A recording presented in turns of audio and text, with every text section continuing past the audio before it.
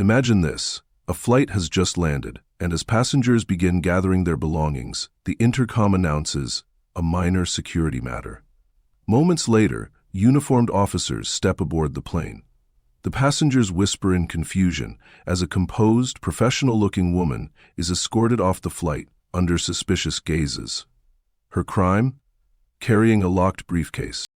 This is the story of Diana Carter, a decorated professional who, just hours before, was standing in the Oval Office receiving one of the nation's highest honors for her years of dedication and service. Yet here she was, treated like a criminal without any explanation. Diana, an accomplished leader and a symbol of perseverance, found herself the target of suspicion for reasons that had nothing to do with her actions. What unfolds from this moment isn't just a personal ordeal. It's a shocking exposé of systemic bias, implicit assumptions, and the resilience required to confront them. Diana's experience not only challenges stereotypes, but also sparks a movement for change, turning her humiliation into a call for justice. In this video, we'll explore Diana Carter's extraordinary journey, how a routine flight turned into a moment of public scrutiny, the truth behind her suspicious luggage, and how her unwavering strength led to a landmark movement for fairness in air travel. This is more than one woman's story. It's a testament to resilience, justice, and the fight for systemic accountability. Stay with us as we uncover how Diana transformed an unjust encounter into a powerful push for progress, leaving a legacy far beyond that fateful flight. The bustling terminal at Pearson International Airport was alive with energy. Travelers rushed between gates, their voices blending into a background hum of announcements and hurried conversations. Among them, Diana Carter moved with quiet confidence. Dressed in a tailored black blazer and carrying a sleek silver briefcase, she exuded an air of authority that turned heads but rarely invited questions. Years of working in high-stakes environments had ingrained in her a calm, vigilant demeanor, and she navigated the crowds with precision. As Diana approached the gate for her flight to Washington, D.C., she paused, her sharp eyes quickly surveying the scene. Passengers were already forming two distinct lines, one for economy and another for first class. Adjusting the strap of her modest carry-on bag, Diana stepped into the first-class line. Her composed movements and confident stride didn't go unnoticed by the gate agent, whose polite smile faltered slightly as her gaze landed on the silver briefcase. "Good evening, ma'am," the agent greeted, her tone courteous, but tinged with hesitation. "May I see your boarding pass?" Diana handed over her ticket and ID with a faint smile, sensing the agent's subtle discomfort. The briefest pause followed as the agent inspected the documents. "Thank you. Enjoy your flight," she said, her tone shifting, but Diana caught the unspoken undercurrent. This was not unfamiliar. She had seen this cautious curiosity too many times before. Inside the cabin, Diana found her seat near the front of the plane. The plush leather seats and soft lighting offered a stark contrast to the chaos outside. Carefully placing her silver briefcase in the overhead compartment, Diana locked it with a swift, practiced motion. As she settled into her seat, a flight attendant named Sarah approached, her bright smile seemingly masking curiosity. "Can I help you with that?" Sarah asked, her gaze fixed on the briefcase. "No, thank you," Diana replied politely, her tone leaving no room for further inquiry. Sarah lingered a moment longer, her curiosity clearly piqued. "Is there anything valuable in there?" "It looks heavy," she pressed, her voice light but probing. Diana's brow furrowed slightly, but she maintained her composure. "Just personal items," she said firmly, her response meant to close the conversation. As Sarah walked away, she exchanged whispers with another attendant, both stealing glances at Diana's seat. The first flicker of suspicion had been sparked, and it wasn't long before Sarah's curiosity began to escalate into something more. Something Diana, for all her vigilance, couldn't yet anticipate. As the plane filled with passengers and the chatter grew louder, Diana Carter leaned back in her first-class seat, quietly reviewing notes in her leather-bound notebook. The silver briefcase sat securely in the overhead compartment above her, its lock undisturbed. To Diana, this was just another routine flight, a brief respite on her way home after a whirlwind trip. But not everyone saw it that way. The refurbished pilot Near the galley, Sarah stood with her colleague Matthew, her voice barely above a whisper. "I'm telling you, there's something off about her," she said, glancing toward Diana's seat. "Who carries a briefcase like that on a plane? And did you see how she locked it so quickly?" Matthew raised an eyebrow, skeptical. "Maybe it's just business documents. She's sitting in first class, it's not that unusual." Sarah shook her head, her unease growing. "It's more than that. She's so reserved, like she's hiding something, and when I offered to help, she shut me down immediately." Matthew sighed, clearly disinterested in feeding into Sarah's suspicions. "You're overthinking it. Let it go." But Sarah couldn't let it go. Her gaze returned to Diana, who now appeared completely at ease, scribbling notes with a calm focus that only deepened Sarah's unease. Years of implicit biases, unexamined and ingrained, clouded her judgment. Diana's confidence and composure, instead of inspiring respect, only fueled Sarah's paranoia. As the plane leveled off at cruising altitude, Sarah approached the co-pilot during the final cabin checks. "There's a passenger in 6A, she began, her voice low and conspiratorial. "She's acting different, and she has this locked briefcase." The co-pilot frowned, his expression wary but unconvinced. "Different how?" he asked. Sarah hesitated, struggling to articulate her vague suspicion without exposing the underlying bias. "I don't know, she's just, unusual, reserved. It doesn't sit right with me." The co-pilot sighed. "Unless there's an actual threat, there's nothing we can do mid-flight. If you're that concerned, file a report when we land, but don't disrupt the cabin over a hunch." Sarah nodded, but his response only seemed to bolster her conviction. If no one else would take her concerns seriously, she'd act on her own.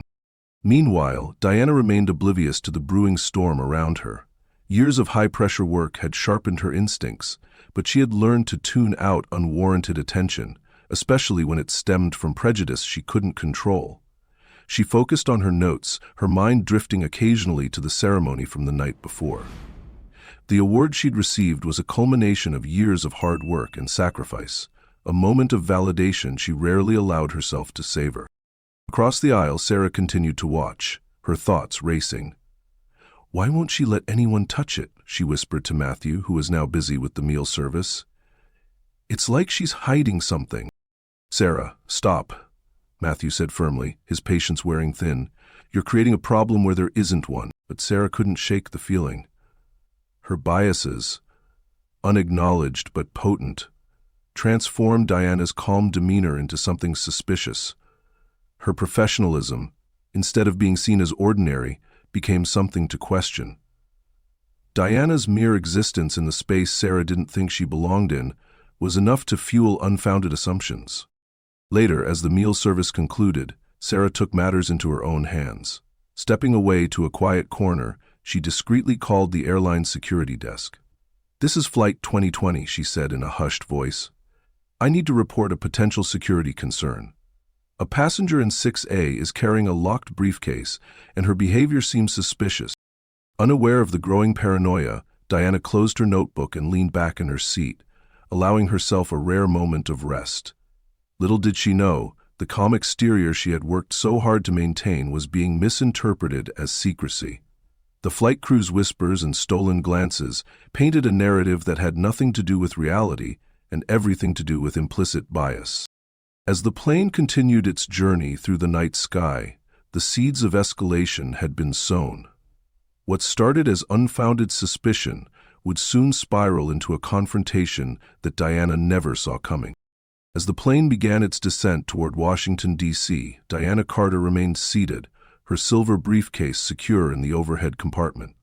The captain's voice crackled over the intercom, instructing passengers to fasten their seatbelts in preparation for landing. Diana glanced at her watch, her thoughts briefly drifting to her family waiting at home. She had no idea the end of her journey would be anything but routine. Unbeknownst to Diana, whispers continued among the flight crew. Sarah, still convinced of her suspicions, had made another call, this time to airport security. "There's a passenger carrying suspicious luggage," she said, her voice firm. "She's in first class, seat 6A. We need someone at the gate when we land." "Sorry," said Jack, "but that's not my job." As the plane taxied to the gate, an unusual announcement was made. "Ladies and gentlemen, please remain seated after landing as we address a minor security matter. Thank you for your cooperation." Diana's brow furrowed slightly. Her instincts told her this was no routine announcement. Glancing discreetly around the cabin, she noticed the puzzled expressions of other passengers. However, her years of experience had taught her to remain calm in the face of uncertainty. She straightened her blazer and waited. The plane came to a stop, and the cabin doors opened. Moments later, the sound of heavy boots echoed down the jet bridge. Uniformed officers stepped aboard, their presence impossible to ignore. The murmur of conversations grew louder as passengers exchanged confused glances. The officers scanned the cabin, their eyes landing on Diana. "Ma'am," one officer said, his tone measured but authoritative, "we need you to come with us." Diana felt the weight of the stairs around her. Remaining composed, she unbuckled her seatbelt and stood. "May I ask what this is about?" she inquired, her voice calm but firm. "It's a routine matter," the officer replied evasively. Diana knew better. Routine rarely meant unimportant. She retrieved her carry-on bag and reached for the silver briefcase, unlocking the compartment with deliberate precision. She could feel the judgmental gazes of passengers and crew as she stepped into the aisle, flanked by officers. Sarah stood near the galley, her expression a mixture of smugness and vindication. Diana caught her eye briefly, but she refused to let the moment rattle her. Instead, she held her head high, her movements deliberate and graceful as she exited the plane. Once inside the terminal, Diana was led to a private area where more officers waited. The lead officer stepped forward, his posture rigid. "We need to inspect your luggage, ma'am," he said, gesturing toward the briefcase. "And why is that?" Diana asked, her tone measured. "We received a report," he replied, avoiding eye contact. Diana studied him for a moment, the discomfort in his stance, the hesitation in his voice. She could see this was not standard protocol. This was the result of someone's assumptions. Still, she knew resistance would only escalate the situation further. "Very well," she said, unlocking the briefcase with a steady hand. The lid clicked open, and the officers leaned in. Inside, nestled in protective padding, was a gleaming medal, one of the nation's highest civilian honors, awarded to Diana just the night before by the President of the United States. The officers froze, their faces a mix of shock and embarrassment. "Ma'am, we didn't realize," the lead officer stammered, his face flushing. "No, you didn't," Diana said, her voice still calm but carrying an unmistakable edge. "You made an assumption, and because of it, you've humiliated me in front of an entire plane of people and delayed my journey." The room grew heavy with silence. One of the officers muttered an apology, but Diana wasn't interested in excuses. She turned to Sarah, who had been summoned to explain her report. The flight attendant's face was pale as she stepped forward, her confidence evaporating. "Is this the passenger you reported?" the lead officer asked Sarah, his tone sharp. Sarah nodded hesitantly, unable to meet Diana's gaze. "And did you see anything to justify this, or did you just assume?" Diana asked, her voice cutting through the tension like a blade. I thought," Sarah stammered, her words trailing off. "You thought wrong," Diana said simply, closing the briefcase with a snap. She turned back to the officers. "Are we finished here?" "Yes, ma'am," the lead officer replied quickly. Diana walked away, her posture unbroken, her dignity intact. She felt the weight of the experience settle in her chest, not just for herself, but for what it represented. In that moment, she thought of the countless others who had faced similar prejudices without the ability to defend themselves as she had. As she stepped into the arrivals area, she spotted a young black girl watching her with wide, admiring eyes. Diana offered her a small smile and a nod, silently promising herself that this wouldn't end here. If nothing else, she would turn this moment into a catalyst for change. The day after the incident, Diana Carter sat in a sleek, minimalist office, facing the chief operating officer of the airline, Mark Harrison.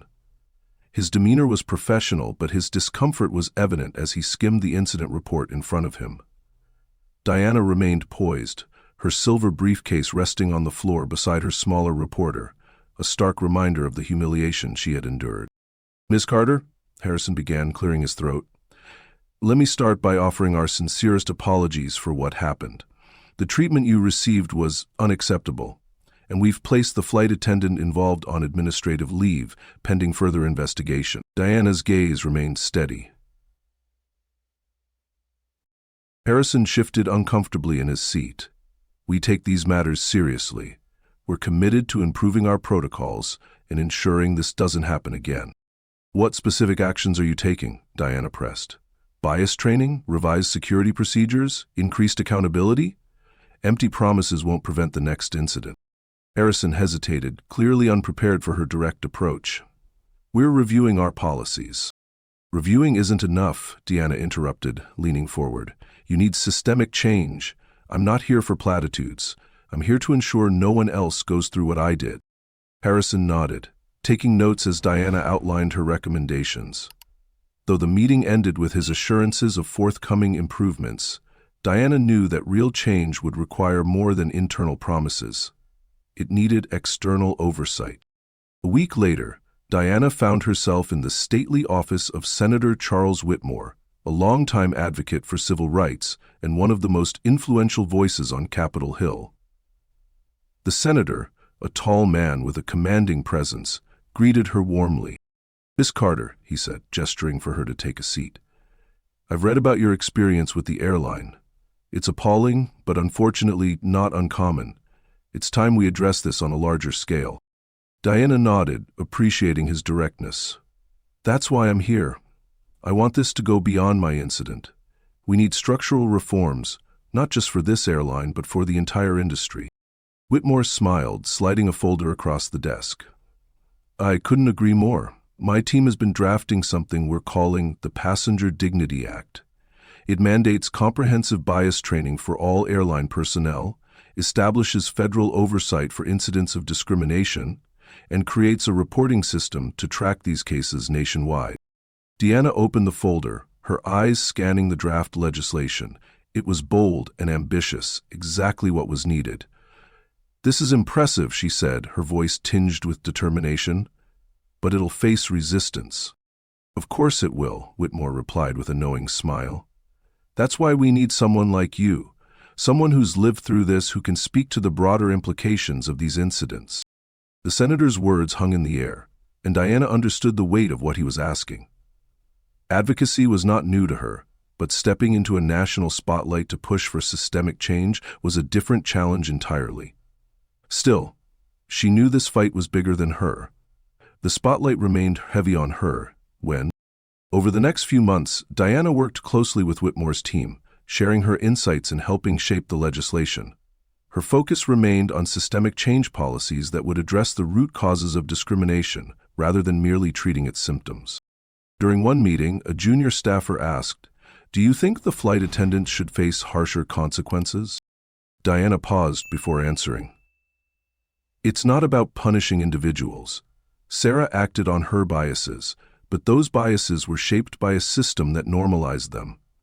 If we focus solely on her, we miss the opportunity to dismantle that system.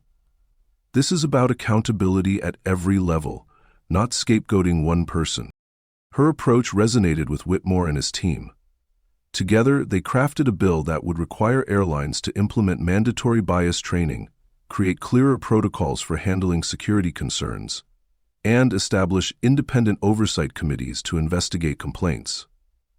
The legislation also included provisions for public transparency, ensuring airlines were held accountable for their actions. As the Passenger Dignity Act took shape, Diana began speaking publicly about her experience. Her speeches were measured but impactful, emphasizing the need for equity and dignity in air travel. "This isn't just my story," she told a packed room of advocates. "It's the story of countless others who have faced discrimination simply for existing in spaces they don't belong. We must dismantle the biases that make these assumptions possible." Her words resonated far beyond the aviation industry. Advocacy groups, civil rights organizations, and even industry insiders began rallying behind the bill. The movement gained momentum, and Diana became its unlikely yet undeniable face. Though the fight was far from over, Diana's focus never wavered. This wasn't about revenge or personal vindication. It was about creating a system where dignity was the default, not the exception. By the time the Passenger Dignity Act was introduced to Congress, it had garnered widespread support, and while Diana knew the road ahead would be challenging, she also knew the fight was worth it. For her, for the passengers who came after her, and for the promise of a better, fairer future. The journey to pass the Passenger Dignity Act was anything but smooth. Diana Carter found herself navigating a maze of political resistance, corporate lobbying, and public scrutiny. Airlines, fearing stricter regulations and potential financial repercussions, mounted a fierce opposition campaign. Industry executives argued that the legislation was too punitive and would create unnecessary burdens, increasing costs and inconveniencing passengers. But Diana remained undeterred. She attended town halls, met with policymakers, and leveraged her growing network of civil rights advocates. Her calm demeanor and ability to articulate the systemic nature of discrimination won over skeptics, including some lawmakers who had initially dismissed the bill. Her background in high-stakes environments gave her a unique edge. She was unshaken by opposition and always prepared with facts, real-world examples, and unrelenting determination. Diana's story became the movement's centerpiece. Media outlets amplified her experience, showcasing her resilience and the importance of the legislation. Public opinion began to shift as stories of similar incidents surfaced, fueling a groundswell of support. Grassroots campaigns and civil rights organizations rallied behind her, pressuring lawmakers to act. Inside the halls of Congress, however, the battle was fierce. On the day of the House vote, the air was thick with tension. Diana sat in the gallery, her hands tightly clasped as she watched the proceedings unfold. Each eye brought a flicker of hope, while each nay tightened the knot in her stomach. The debate on the floor was heated, with opponents warning of overreach and proponents countering with the moral imperative for change. Finally, the roll call ended, and the final tally appeared on the screen. 215 in favor, 212 against.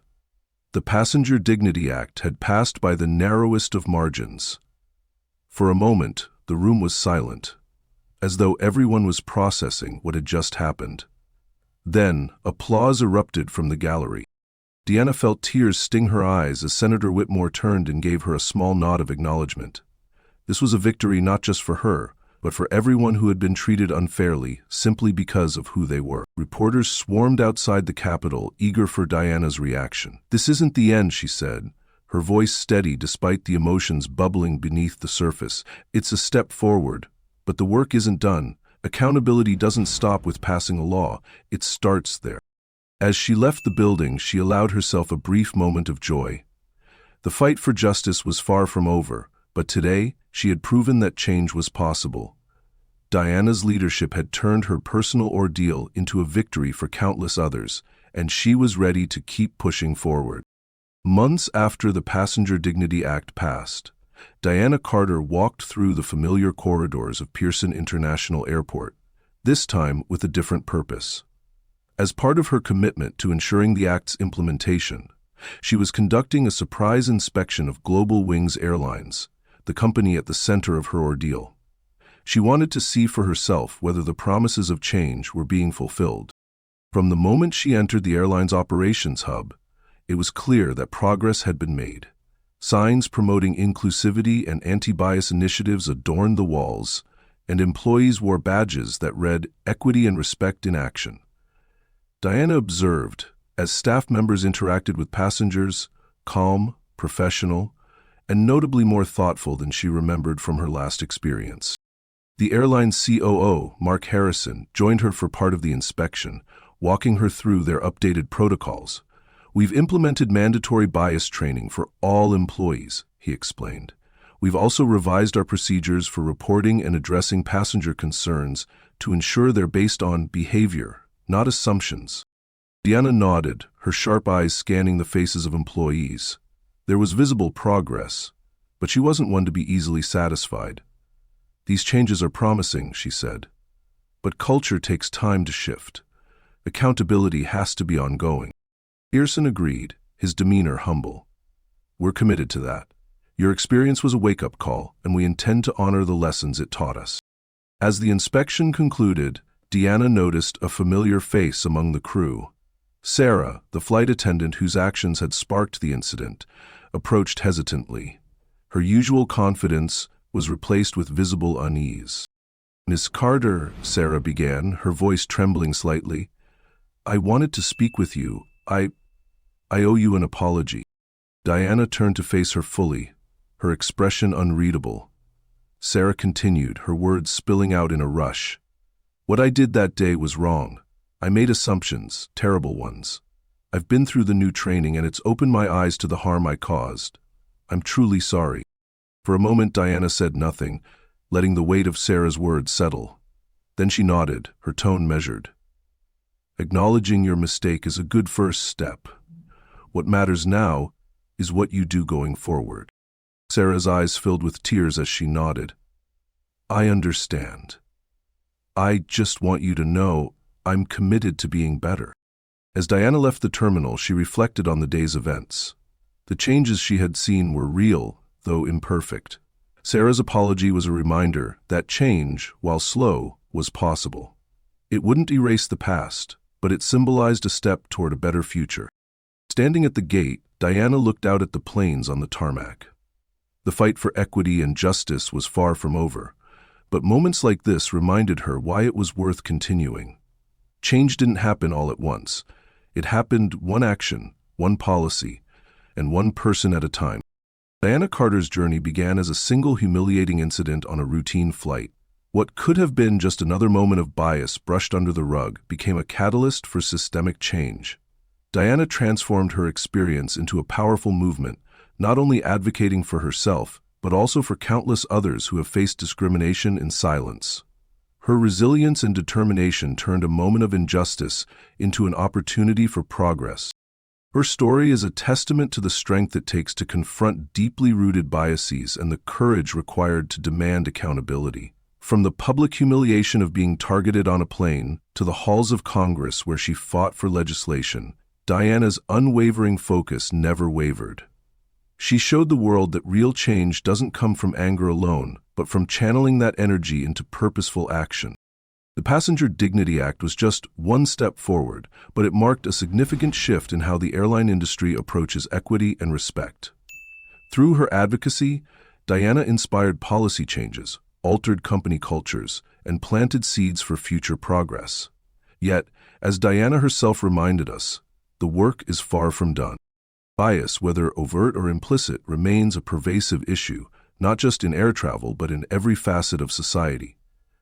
Diana's story is a reminder that change requires vigilance, persistence, and the willingness to challenge the status quo.